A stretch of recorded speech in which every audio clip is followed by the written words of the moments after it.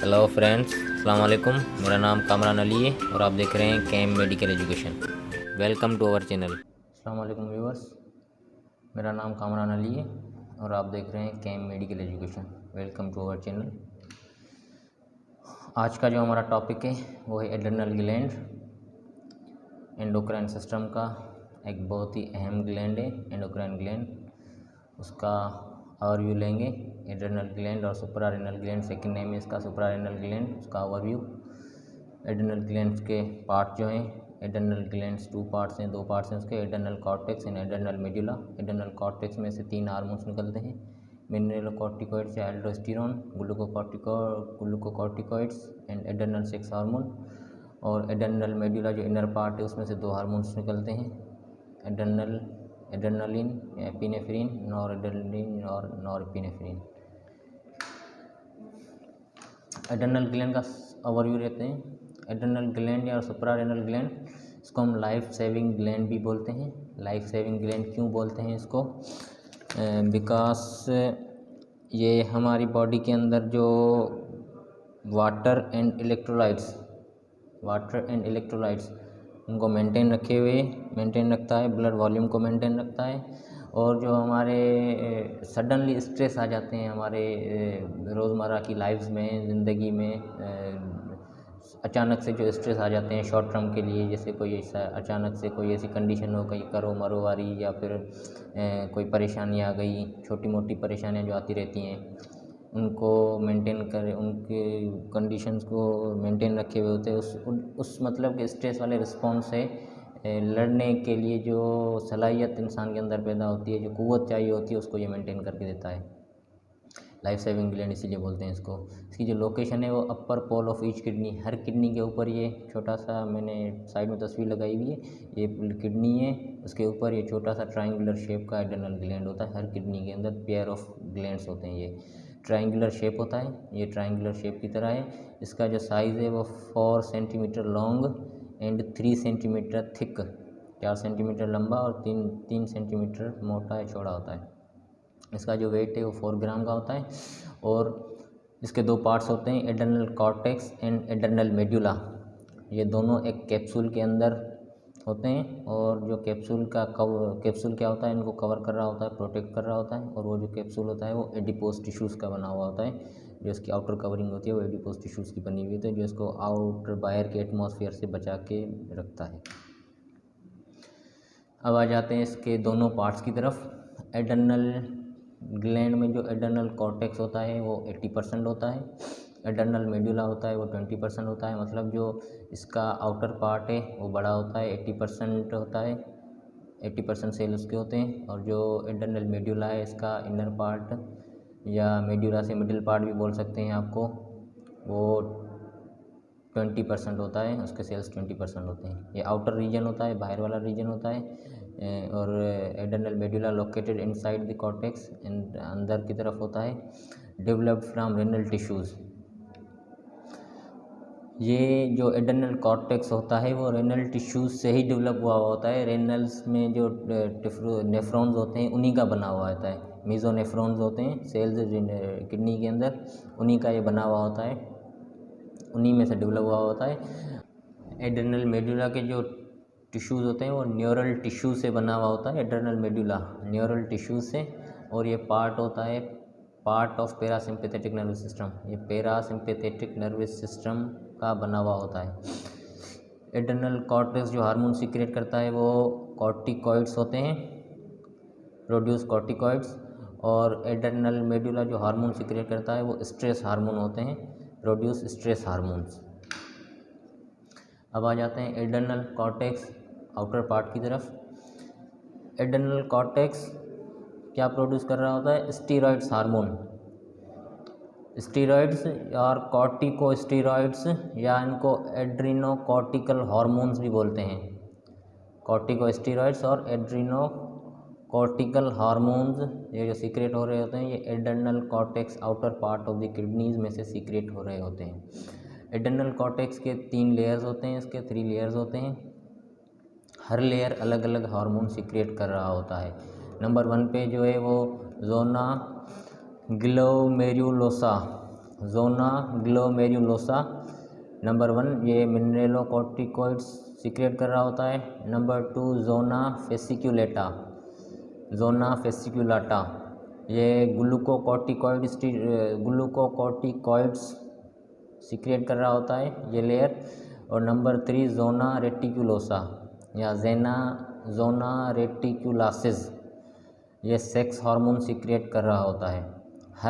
ये तीनों जो लेयर्स हैं ये एड्रीनोकॉर्टेक्स के हैं और हर लेयर अलग अलग हार्मोन सीक्रेट कर रहा है। नंबर 1 हार्मोन मिनरेलोकॉर्टिकॉइड सीक्रेट कर रहा है। नंबर 2 हार्मोन जो है ग्लूकोकॉर्टिकॉइड सीक्रेट कर रहा है। नंबर 3 हार्मोन जो है वो सेक्स हार्मोन सीक्रेट कर रहा है। अब आ जाते हैं नंबर 1 मिनरेलोकॉर्टिकॉइड्स और एल्डोस्टेरोन, इसका दूसरा नाम है एल्डोस्टेरोन। ये क्या करता है, ये हमारी बॉडी में मेंटेन करता है वाटर एंड इलेक्ट्रोलाइट्स बैलेंस, या आप ऐसा बोल सकते हैं कि वाटर एंड मिनरल्स जो होते हैं हमारी बॉडी में उनको मेंटेन कर रहा होता है। मिनरल्स कौन कौन सी फॉर्म में होते हैं हमारी बॉडी में, इलेक्ट्रोलाइट्स के फॉर्म में, जो कि सोडियम हो गया, पोटाशियम हो गया, कैल्शियम हो गया और मल्टीपल दूसरे मिनरल्स हैं, उनको मेंटेन कर रहा होता है। ये मिनरेलोकॉर्टिकॉइड्स उनको मेंटेन करवा रहा होता है, maintain water and electrolyte balance. Number 2 maintain blood volume and blood pressure, ये क्या कर रहा होता है दूसरे नंबर पे, मेंटेन ब्लड वॉल्यूम और ब्लड प्रेशर को मेंटेन करवा रहा था। मैं डिटेल में समझाता हूँ कैसे करवा रहा होता है। Number 3 acts on sodium reabsorption and potassium excretion, ये सोडियम की एक्सक्रेशन एंड पोटाशियम सोडियम की रीअब्जॉर्प्शन एंड पोटाशियम की एक्सक्रेशन भी करवा रहा होता है। अब आ जाते हैं, ये मैं आपको डिटेल में समझाता हूँ। साइड में मैंने तस्वीर दी हुई है, रीनल ट्यूब्यूल्स होते हैं, उनमें ये क्या करता है कि सोडियम की जो रीअब्जॉर्प्शन है वो करवाता है। मतलब कि जब हमारी बॉडी में किडनीज़ फिल्ट्रेट हो रही होती हैं, ब्लड को फ़िल्टर कर रही होती हैं, तो ये क्या करता है सोडियम रिटेन करवा देता है। सोडियम को जो फ्लूइड हमारा ज़ाया हो रहा होता है या यूरिन के थ्रू निकल रहा होता है, यूरिन की फॉर्म में बन रहा होता है, उसमें से क्या करता है सोडियम को वापस रीअब्जॉर्ब कर लेता है, वापस एब्जॉर्ब कर लेता है। जैसे सोडियम हमारी बॉडी में रीअब्जॉर्ब होगा तो वाटर क्या करेगा, रिटेन कर जाएगा, रुक जाएगा, वाटर भी कम निकलेगा। सोडियम जब भी हमारी बॉडी में रिटेन होगा या सोडियम की मिकदार, सोडियम रीअब्जॉर्ब होगा बॉडी में, तो वाटर क्या हो जाएगा, रिटेन हो जाएगा, वाटर भी कम निकलेगा, यूरिन की सूरत में कम बनेगा। इसीलिए वो क्या करता है, जब वाटर हमारी बॉडी में ज़्यादा रुकेगा तो ब्लड वॉल्यूम बढ़ेगा। जब ब्लड वॉल्यूम बढ़ेगा तो ऑटोमेटिकली हमारा ब्लड प्रेशर क्या होगा, मेंटेन रहेगा। इसी तरह से ये मिनरेलोकॉर्टिकॉइड्स क्या करता है, हमारे ब्लड प्रेशर को मेंटेन रखता है, इलेक्ट्रोलाइट्स को मेंटेन रखता है, वाटर को बॉडी में मेंटेन रखता है, ताकि हमारी बॉडी का ब्लड प्रेशर, ब्लड वॉल्यूम और इलेक्ट्रोलाइट्स तीनों मेंटेन रहें। Sodium reabsorption is accompanied by retention of water, ये मैंने बता दिया कि सोडियम जब भी हमारी बॉडी में रीअब्जॉर्ब होगा तो वाटर क्या होगा, रिटेन हो जाएगा, रुक जाएगा। सोडियम की मिकदार बढ़ेगी तो वाटर ऑटोमेटिकली हमारी बॉडी में रिटेन रहेगा, अपनी नॉर्मल रेंज में रहेगा, वॉल्यूम उसका नॉर्मल रहेगा। और blood potassium level at aldosterone, blood potassium level जो है वो एल्डोस्टेरोन की वजह से मेंटेन रहता है। एल्डोस्टेरोन क्या करता है, हमारी बॉडी में ब्लड पोटाशियम को यूरिन के थ्रू एक्सक्रिएट करवाता है, ऊपर लिखा हुआ है ना, एक्सक्रिएट पोटाशियम एक्सक्रिएशन। जब ब्लड पोटाशियम हमारी बॉडी में इंक्रीज़ होगा तो एल्डोस्टेरोन उसके साथ इंक्रीज़ हो जाएगा। जब ब्लड पोटाशियम लेवल हमारी बॉडी में इंक्रीज़ होगा तो एल्डोस्टेरोन खुद ब खुद इंक्रीज़ हो जाएगा, क्योंकि एल्डोस्टेरोन क्या करता है, ब्लड पोटाशियम लेवल को एक्सक्रिएट करवाता है यूरिन के थ्रू हमारी बॉडी में से। जब ब्लड पोटाशियम लेवल इंक्रीज़ होगा तो एल्डोस्टेरोन इंक्रीज़ हो जाएगा, जब ब्लड पोटाशियम लेवल डिक्रीज़ होगा, कम होगा, तो एल्डोस्टेरोन भी उसके साथ कम हो जाएगा। ये दोनों एक दूसरे के साथ काम करते हैं। ग्लूकोकॉर्टिकॉइड्स लाइफ प्रोटेक्टिंग हार्मोन, ये लाइफ प्रोटेक्टिंग हार्मोन क्यों बोलते हैं इसको, क्योंकि ये हमारी बॉडी को या हमें प्रोटेक्ट रखता है ट्रॉमा से और स्ट्रेस से। अचानक होने वाली स्ट्रेस, किसी भी कंडीशन स्ट्रेस वाली कंडीशन से, या ट्रॉमा, कोई भी चोट वगैरह लग गई या इमोशनल ट्रॉमा हो गया, उससे हमारी बॉडी को बचा के रखता है, या उस सूरत में हमारी बॉडी को ग्लूकोज लेवल मेंटेन करके दे रहा होता है। एक्शन ग्लूकोज मेटाबॉलिज्म, ग्लूकोज को तोड़ रहा होता है या ग्लाइकोजन को तोड़ के ग्लूकोज लेवल मेंटेन करवा रहा होता है। इसमें से 3 हार्मोन सीक्रेट होते हैं, कॉर्टिसोल्स जिसको हम हाइड्रोकॉर्टिसोन भी बोलते हैं, कोर्टिकोस्टेरोन नंबर 3 कॉर्टिसोन, इसमें जो मेन रोल होता है वो कॉर्टिसोल का होता है। बाकी इन दोनों का भी रोल होता है लेकिन इतना ज़्यादा नहीं होता है, इसलिए हम कॉर्टिसोल को ही डिस्कस करते हैं। कॉर्टिसोल क्या करता है, जब भी हमारी बॉडी में या हमें कोई सडन स्ट्रेस आ जाए, सडन इमोशन आ जाए, अचानक से डीप ट्रामा आ जाए, कोई चोट वगैरह लग जाए, हमारी बॉडी का लोकल जो रिस्पॉन्स है वो एक्टिव हो जाए, तो इसको कम करता है। या फिर हमारी बॉडी में जो भी चीज़ें जमा हुई होती हैं या स्टोर हुई भी होती हैं, जैसे ग्लूकोज जो स्टोर हुआ होता है ग्लाइकोजन की फॉर्म में, प्रोटीन जो होते हैं वो अमाइनो एसिड की फॉर्म में हमारी बॉडी में होते हैं, फैट्स जो होते हैं वो फैटी एसिड या ग्लाइसरोल की फॉर्म में हमारी बॉडी में स्टोर हुए होते हैं, उन सबको कन्वर्ट करता है ग्लूकोज में, ताकि हमारी बॉडी फाइट कर सके सडन स्ट्रेस से। क्योंकि जब भी हमारी बॉडी स्ट्रेस या ट्रामा वाली कंडीशन में जाती है तो हमारी बॉडी को नीड होती है एक्सेसिव ग्लूकोज की, एक्सेसिव एनर्जी की। तो ये क्या करता है कि जो भी एनर्जी हमारी बॉडी में स्टोर हुई होती है उसको कन्वर्ट कर देता है ग्लूकोज में, ताकि हमारी बॉडी उस वक्त उस कंडीशन से फाइट करने के एल हो सके, फाइट कर सके। क्या करता है, ग्लूकोज को कन्वर्ट करता है ग्लाइकोजन में, प्रोटीन को कन्वर्ट करता है अमाइनो एसिड्स में, और ट्राइग्लाइसराइड या फैट्स को कन्वर्ट करता है फैटी एसिड या ग्लाइसरोल में। इन सब को कन्वर्ट करके देता है ग्लूकोज की फॉर्म में, ताकि हमारी बॉडी क्या कर सके, उस सडन स्ट्रेस से फाइट कर सके, हमारी बॉडी को उस स्ट्रेस से निकालने में मदद कर सके। और थोड़ा सा फंक्शन मिनरलोकॉर्टिकॉइड वाला भी करता है कि सोडियम की रिटेशन करवाता है। सोडियम जब रिटेन होगा तो हमारी बॉडी में वाटर रिटेन रहेगा, वाटर बैलेंस रहेगा, तो ब्लड प्रेशर हमारी बॉडी का नॉर्मल रहेगा। क्योंकि इन कंडीशंस में जो स्ट्रेस वाली कंडीशन होती है इनमें ब्लड प्रेशर भी एबनॉर्मल हो जाता है। उसके बाद आते हैं adrenal sex hormone. Adrenal sex hormone, 2 hormones निकल रहे होते हैं इसमें, एंड्रोजन एंड एस्ट्रोजन और प्रोगेस्ट्रॉन। एंड्रोजन की जगह ब्रैकेट में मेल हार्मोन इसीलिए लिखा है मैंने कि ये ख़ास तौर पे मेल हार्मोन्स हैं। मेल हार्मोन्स मेल्स में निकलते हैं और फंक्शन भी ज़्यादातर मेल्स में कर रहे होते हैं, फीमेल्स में भी निकलते हैं, लेकिन इसका माइल्ड सा थोड़ा सा अमाउंट फीमेल्स में होता है, बाकी मेल्स में होता है और मेल्स में ही असरअंदाज होता है। मेल कैरेक्टरिस्टिक्स, मेल जो कैरेक्टरिस्टिक्स हैं उन पे ज़्यादा काम करता है, जैसे कि प्यूबर्टी के बाद, बालिग होने के बाद अंडर आर्म्स में बाल आ जाना या ऑर्गन्स की डेवलपमेंट होना, वो एंड्रोजन की वजह से होते हैं प्यूबर्टी के बाद, बालिग हो जाने के बाद। और एस्ट्रोजन एंड प्रोगेस्ट्रॉन ये दोनों भी फीमेल्स में काम करवाते हैं। फीमेल्स हार्मोन इनको लिखा हुआ है इसलिए कि फीमेल्स में ज़्यादातर असरअंदाज होते हैं, इनका थोड़ा सा अमाउंट मेल्स में भी होता है, लेकिन ये जो फंक्शन ज़्यादा कर रहे होते हैं वो फीमेल्स में कर रहे होते हैं, इसीलिए इसको फीमेल सेक्स हार्मोन बोलते हैं।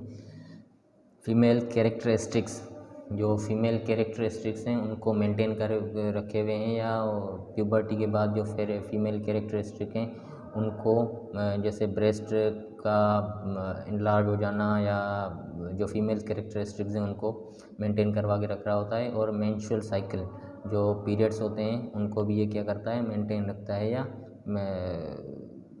मेंटेन करवा रहा होता है, एस्ट्रोजन एंड प्रोगेस्ट्रॉन। और प्रेगनेंसी में इनका अहम किरदार है प्रोगेस्ट्रॉन का।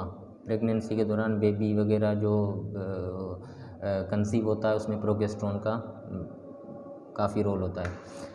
उसके बाद आ जाते हैं एड्रेनल मेडुला, जो कि इनर पार्ट है एड्रेनल ग्लैंड का।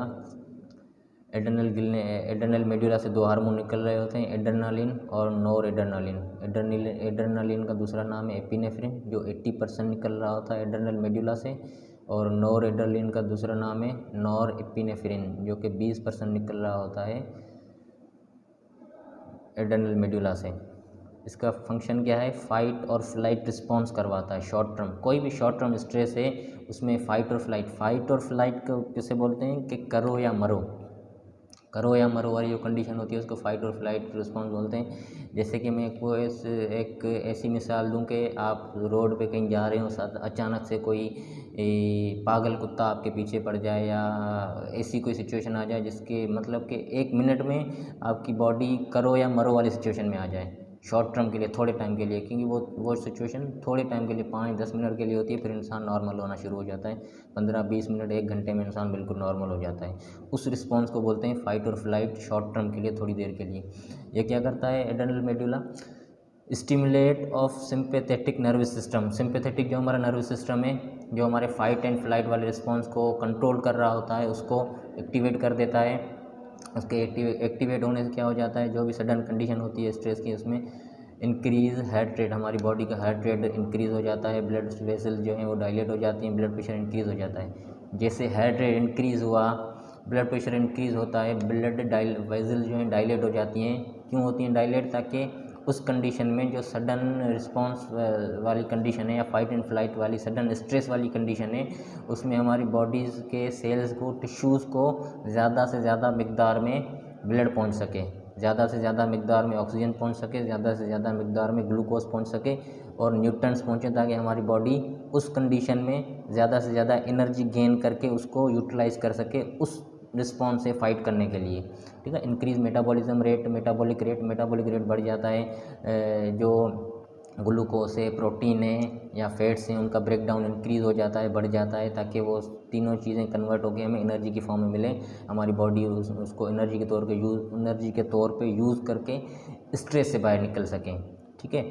डिक्रीज डाइजेस्टिव एक्टिविटी कम हो जाती है, स्टॉप हो जाती है, डिक्रीज़ हो जाती है, ताकि वो जो भी डाइजेशन पे हमारी एनर्जी यूज़ हो रही है वो सारी कहाँ पे यूज़ हो, हमारे सेल्स और टिश्यूज़ उसको यूज़ करें स्ट्रेस वाली कंडीशन से बाहर निकलने के लिए।